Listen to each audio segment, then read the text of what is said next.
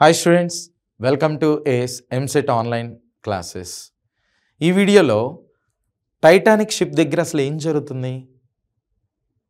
Next మనం గర్భగుడిలోకి వెళ్ళినప్పుడు ముఖ్యంగా ప్రాచీన దేవాలయాలలోకి వెళ్ళినప్పుడు అభిషేకాలు చేయటం ద్వారా ఆ చుట్టుపక్కల ఆక్సిజన్ లెవెల్ అనేటువంటిది పెరుగుతూ ఉంటుంది. ఎస్, మీరు విన్నది కరెక్టే. దానికి అంటే ఆక్సిజన్ పెరగడానికి అభిషేకానికి ఉన్నటువంటి లింక్ ఏంటి చూద్దాం. ఈ వీడియోలో వాటికి సంబంధించినటువంటి కాన్సెప్ట్ని మనం డిస్కస్ చేద్దాం. సో ప్రీవియస్గా మనం చెప్పుకున్నటువంటి ఈ బీఓడి అనేటువంటిది ఏదైతే ఉందో దానికి కంటిన్యూస్నే ఈ వీడియో అనమాట. ఓకే, సో టైటానిక్ షిప్ జనరల్గా ఈ షిప్ని దేంతో బిల్డ్ చేశారంటే స్టీల్ అనేటువంటి దాన్ని వాడారు. అంటే దీనిలో ఏముంటుంది? ఐరన్ అనేటువంటిది ఉంటుంది, కార్బన్ అనేటువంటిది ఉంటుంది, నెక్స్ట్ మాంగనీస్ అనేటువంటిది ఉంటుంది. అయితే ఈ ఐరన్ తొందరగా ఆక్సిడైజ్ అవుతుంది, అవునా?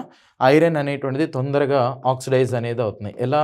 ఇక్కడ ఉన్నటువంటి మాయిశ్చర్, వాటర్ ఇలాంటి డెరివేటివ్స్ని తీసుకుని, ఓకే, సో మాయిశ్చర్ వాటర్ ఇలాంటి డెరివేటివ్స్ని తీసుకుని ఎలా మారిపోతుందంటే Fe2O3 XH2O అనేటువంటిదిగా కన్వర్ట్ అవుతున్నాయి. దీన్ని ఏమంటారంటే రస్ట్ అనేటువంటిదిగా చెప్తారు. ఓకే, సో అంటే టైటానిక్ షిప్ అనేటువంటిది తుప్పుపడుతుంది అనమాట. ఇంకొకటి ఇక్కడ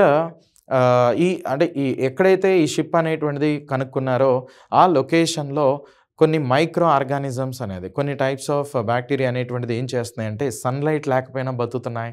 నెక్స్ట్ ఈ ఇనుముని కూడా కన్జ్యూమ్ చేసేస్తున్నాయి. ఇక్కడ ఉన్నటువంటి ఐరన్ని కూడా తినేసేటువంటి స్వభావాన్ని అవి కలిగి ఉన్నాయి అన్నమాట. సరే, ఇంతకీ ఇప్పుడు మనం చెప్పుకోబోయేటువంటి ఈ కాన్సెప్ట్కి లింక్ ఏంటి చూడండి. ఇక్కడ ఐరన్ అనేది తీసుకున్నట్లయితే, ఓకే, సో ఇలా ఒక చిన్న పాండ్ అనేటువంటిది తీసుకుని దీనిలో ఐరన్కి సంబంధించిన ఒక మెటల్ అనేటువంటిది వేసా. ఇది కొంత టైం తర్వాత ఏమైపోయింది? Fe2O3గా మారిపోయింది, అంటే ఆక్సిడైజ్ అయిపోయింది. ఆక్సిడైజ్ అయిపోయిందంటే ఇక్కడ ఉన్నటువంటి ఈ వాటర్ బాడీలో ఉన్నటువంటి ఆక్సిజన్ మోస్ట్లీ ఏమవుతుంది? డిక్రీజ్ అవుతుంది. ఎందుకు? ఐరన్ కొంత కన్జ్యూమ్ చేసేసింది కాబట్టి. ఇలా ఆక్సిజన్ లెవెల్ కనుక తగ్గిపోతే కొంత టైంకి ఆ వాటర్ అనేది ఎలా మారుతుంది? పొల్యూటెడ్ వాటర్గా మారుతుంది. ఇంతకీ ఈ కాన్సెప్ట్ని ఏమంటారు అంటే COD అనేటువంటిదిగా చెప్తారు. COD అంటే the amount of oxygen required to oxidise both organic and inorganic matter అనమాట. Okay, amount of oxygen required to oxidise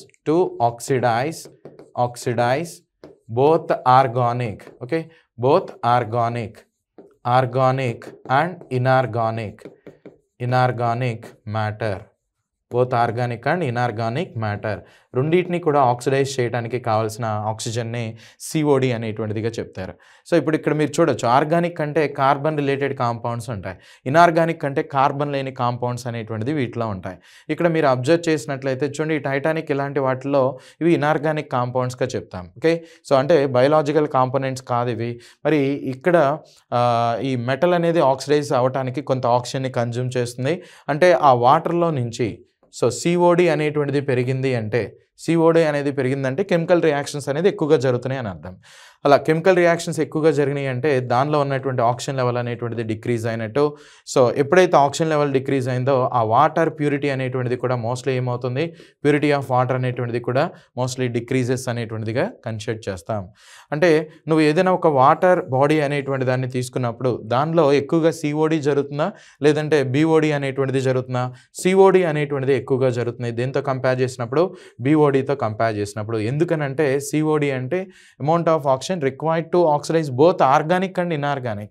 నీకు ఎప్పుడు కూడా వాటర్ శాంపుల్లో ఓన్లీ ఆర్గానిక్కే ఉంటుందని మనం చెప్పలేం కదా, ఇన్ఆర్గానిక్ కూడా ఉంటాయి. అందుకని రెండు కూడా ఆక్సిడైజ్ అవ్వడానికి కావాల్సిన ఆక్సిజన్ని మనం COD అంటున్నాం. CODనే ఎక్కువగా జరుగుతూ ఉంటుంది.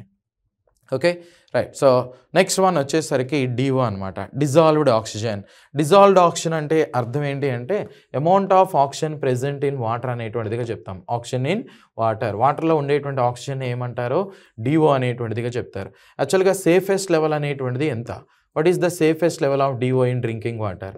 ఎంత అంటే 15 ppm నుంచి 9 ppm వరకు. ఎంత ఎక్కువగా ఉంటే అంత మంచిది అనమాట. ఓకే, సో నెక్స్ట్ సపోజ్ ఈ డిఓ లెవెల్ అనేది వాటర్‌లో ఉండేటువంటి డిఓ లెవెల్ అనేది తగ్గిపోయిందనుకోండి. అంటే ఒక గ్లాస్ వాటర్ అనేటువంటిది ఈ లెవెల్‌లో ఉన్నది తీసుకొని నువ్వు బాగా బాయిల్ చేసావు. చేసిన తర్వాత ఏమైంది? ఈ వాటర్‌లో నుంచి ఆక్సిజన్ అనేటువంటిది బయటికెళ్ళిపోతుందనమాట. అలా వెళ్ళిపోయినప్పుడు ఈ వాటర్‌ని తర్వాత చల్లబరిచి ఆ వాటర్ లోపల ఏదైనా ఆక్వాటిక్ లైఫ్ ఓకే. చిన్న చిన్న చేపలు ఇలాంటిది ఏమన్నా వేస్తే బతుకుతాయంటే లేవు. చచ్చిపోతాయి అవి. ఎందుకనంటే ఒకవేళ ఈ ఆక్సిజన్ లెవెల్ అనేది డిఓ లెవెల్ అనేది లెస్ దాన్ 6 పీపీఎం గనక ఉంటే so those water samples are not suitable for aquatic life అనేటువంటిది చెప్తాం. Aquatic life okay right. So ఇవి అడుగుతూ ఉంటారు మీకు ఎగ్జామినేషన్‌లో కాబట్టి ఇవన్నీ కూడా గుర్తుపెట్టుకోండి. ఇంకొక విషయం సో ప్రాచీన దేవాలయాల్లో ఏం జరుగుతుంది అంటే ప్రాచీన దేవాలయాలని ఎందుకు అంటున్నామంటే అక్కడ ప్రతిరోజు కూడా అభిషేకాలు అనేటువంటిది చేస్తారు. అభిషేకాల్లో చాలా రకాలు ఉంటాయి. అయితే ఏ అభిషేకం చేసినా మళ్ళీ నీటితో అభిషేకం అనేది చేయాల్సింది. నీటితో ఆ విగ్రహాలని కడగాల్సిందే. ఎప్పుడైతే నీరు అనేది చాలా ఫోర్స్డ్‌గా వచ్చి ఇక్కడున్నటువంటి ఆ విగ్రహానికి తగులుతుందో ఓకే. ఆటోమేటిక్‌గా ఆ వాటర్‌లో ఉన్నటువంటి ఆక్సిజన్ అనేది బయటకొచ్చేస్తుందనమాట. ఓకే. ఎందుకనంటే వాటర్ లోపల ఆక్సిజన్ అనేటువంటిది డిజాల్వ్ అయి ఉంటుందని చెప్పాం. వాటినే మనం డిజాల్వ్డ్ ఆక్సిజన్‌గా చెప్పుకుంటున్నాం. సో ఆ ఆక్సిజన్ అనేటువంటిది బయటికి వచ్చేస్తుంది.